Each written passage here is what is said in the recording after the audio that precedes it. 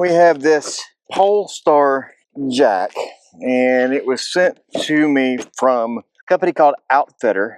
They make a lot of bicycle racks and different things, and they reached out and about this 5,000 pound tongue jack. So we're going to put it on my camper because what I have here is a 3,500 pound tongue jack, and I believe it's actually, I mean, it's what came on here. It's what Forest puts on this thing. Gross weight of 7,705. I think at 3,500 pound tongue jack, especially with what we do full-time traveling, weight distribution, I think it's really a little undersized. So we're going to go to the 5,000 pound anyway. Gives me a chance to check this thing out, let you guys know exactly how to swap out a tongue jack or how to install a new one, how to wire everything up, and if this is quality or not. What I do know is Polestar this is one of the large private label aftermarket jacks. They do several different companies. Good reputation behind these things. Not a lot of known issues. So let's unbox this thing and see what we got.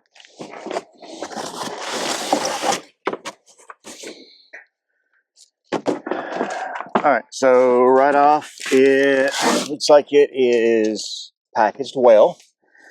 We've got in here it's like a pretty heavy duty rain cover. Much better than the one that I have on this initially. Pretty well waterproofed, lined in there. So it appears everything looks like it is good. Let's check this out. Well, this is how it's protected in the top. It's protected down in the bottom here. Feels solid. The welds look good on here. Unlike a lot of your systems that are one wire, like the one that's going to be coming off of here, it's just a one wire system. This is a two wire system, so we'll have to ground that down. Looks like it's got a light switch up and down here. It's got a manual crank. Found it here. It is taped into the back here. Definitely want to make sure that you hold on to that. It is your manual override if needed in the future.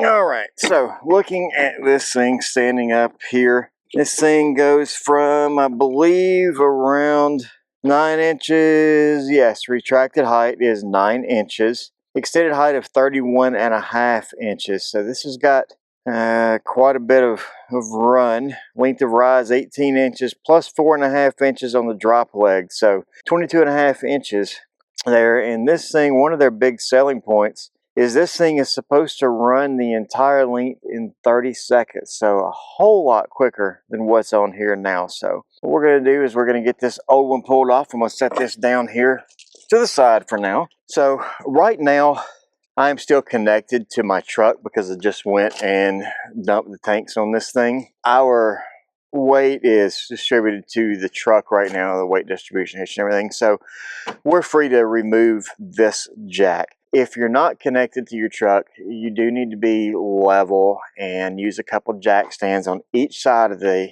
A-frame to support this and make sure that it's not going to drop, because your old jack has to be up. You have to remove it to put the new one on. One of the issues that I do see with this Polestar that just came is there is no mounting hardware. So if you're doing this as a fresh install, you're going to have to go out and buy mounting hardware, and you're going to have to make sure that you get the right grade and high quality hardware to put this on. We're going to be reusing the same hardware that is on here. This is just 3 bolts that go through the A-frame that hold this thing on, so I'll show you here in a minute. We're going to take these off. We're going to pull this old one off. We're going to put the new one on and use the same bolts to go back in. Then we're going to torque them to this one's specs at 15 to 20 foot-pounds. So let's get this old one off.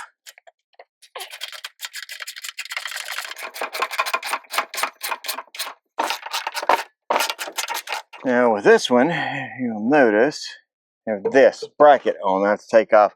This bracket is an addition that is on this for clamping the safety chains and pigtail for the 7-pin into. Keep them up out of the way, and then the rain cover will go on it. So we'll get that laid over out of the way. All right, and this one originally is connected to a bus bar back here. So what we're going to do is just clip that off and secure it. for now, and then we'll take it off here in a minute.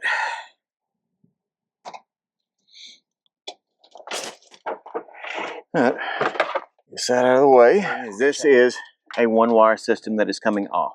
Now on this one-wire system, this is just the power wire. And that is what I was verifying back. Instead of having to go and dig in all through the bus bar the way this thing is originally connected back there, I just cut it. We will tie into this with the positive wire, and then we'll just ground the negative wire on the new one here. So the next thing that we're going to do, right down here on this foot, you have to pull that pin, and this foot will just fall out. That will allow you to pull this directly up and out of the way. All right, next thing we're going to do here on the new unit is same thing. This foot here on the bottom, we have to pull this pin out, lay it to the side, and pull this foot off and get it out of the way. This part here, you're going to want to make sure that the front is facing the front, and this will just sit back down into the triangle area the way that your last one came out. And make sure that you've got everything lined up here, and then you're going to start putting your bolts back in place. You want to make sure that you do not cross thread these. Take your time, get them started properly by hand before you start putting mechanical on it, like the socket wrench or anything else. You notice I'm using a regular socket wrench, not anything power tools or anything, because I want to make sure that these are not getting cross threaded, they're going on properly, and then I will get the torque wrench out and we will torque them to spec.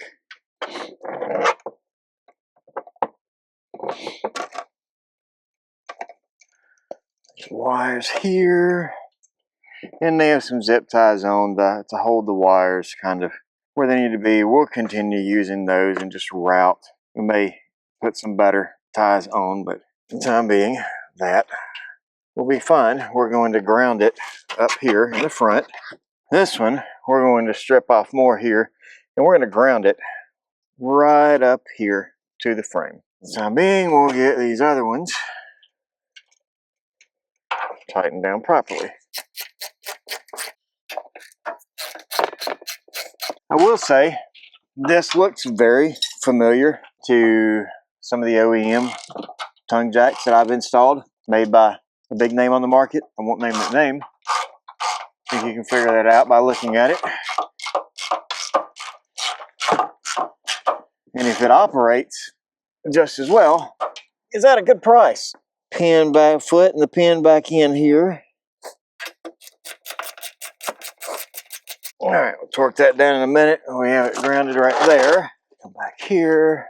All right, I'll route this through the zip ties. They're already down here. I'll add a couple more here in a minute to make it better, but put this into the connector and I put it on back here. This side I am. I may have to clip it to make it go in.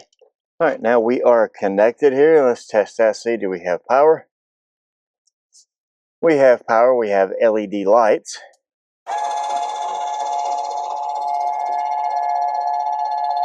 And full operation. So I'm going to torque wrench out. We're going to torque these to spec. I'm going to finish setting up this wire back here, putting everything, kind of cleaning everything up a little bit. Then we're going to run this. We're going to take the weight distribution off. Once I take the weight distribution off, we're going to level the RV out and we're going to take a measurement and we're going to give it 5-10 minutes or so. I'm going to come back and take another measurement. I want to make sure that we're not getting any travel on this unit. It was really easy to install. It looks like everything is good. Again, the biggest difference is 2-wire versus 1-wire. I didn't have a connector. What I want is, and this ultimately, instead of just wrapping it around like I did here, I want to put an actual connector on to put under this, but I don't have one big enough in my kit. Apparently I've run out, so I'm going to have to run into town and grab one big enough and put on there. That way that is professional. This is not professional. This is not how I do my work. So this will be put on properly. It'll be put on with a heat shrink connector, so it is weatherproofed. Same thing back here in the back. I used a weatherproof connector. We'll clean everything up, but got to get this taken care of. But for the time being and for this video purposes, I wanted to get it on, make it operate, test it out, see how everything works. So let's get disconnected and go from there. All right, Torx is 15 to 20. We're going to go 20.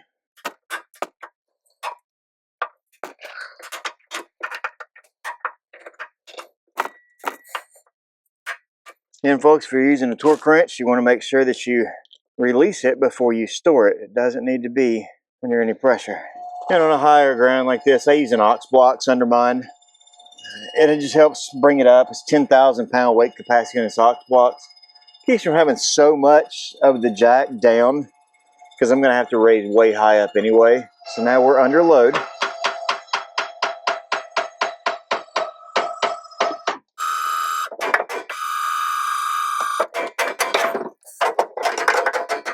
right, so now we're going to bring it down. We can disconnect. We can disconnect our safety chains. And up we go.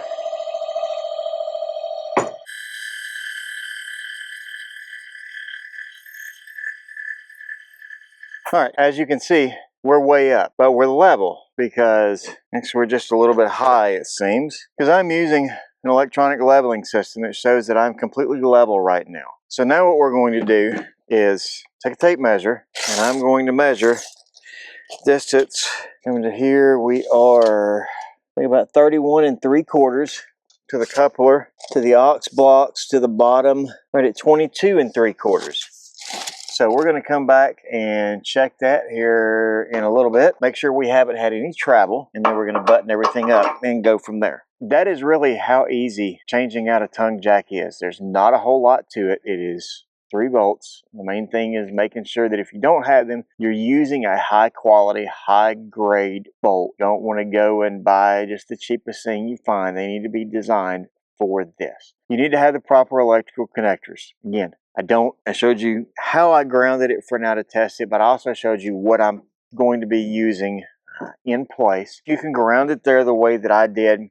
Again, that's actually temporary because I'm going to be relocating the batteries on this, the inside, as I do the solar build out, and this will go to a bus bar that'll be mounted back up under here, similar to where the positive bus bar is that this is connected to. So the main thing is that you have power and you have a ground. If you're using this system with a 2-wire system, I'll put another zip tie or 2 to secure these, make sure these wires don't get pulled. You want to make sure that you torque the specs on these. Other than that, there's not a whole lot to it. Changing a tongue jack is something that is relatively easy to do. This jack, again, like I said, reminds me a lot of one of the big name brands that I've installed. Right on top is where you will use your manual override if need be. You have your up down and you have your LED light. Having that LED light is nice. One that I had on here, it worked kind of intermittently. It was going out. So the other big thing with these is you want to make sure that you keep them covered. Water is not the friend of electronics. They send a cover for a reason. I don't care if you're just going somewhere overnight and it's not supposed to rain, put the cover over it because you never know what's going to go on. So we'll come back here in a little bit and check the measurements. All right, coming back here, we're going to check the level here. Put this part back on here. So you see here where it holds the chains. These are a great little addition in the pigtail through. So we are still right at 22 3/4 there. And right at 31 3/4 there. So we did not have any travel. So it does appear this is holding like it should. It appears to be a good quality tongue jack. So I'm going to run with this. Again, we're full time. I'm going to be out of pocket for the next few weeks up in Elkhart, Indiana at RVTI doing another certification course. So once we get back, we will be heading back out on the road full time. So this is going to get a ton of use.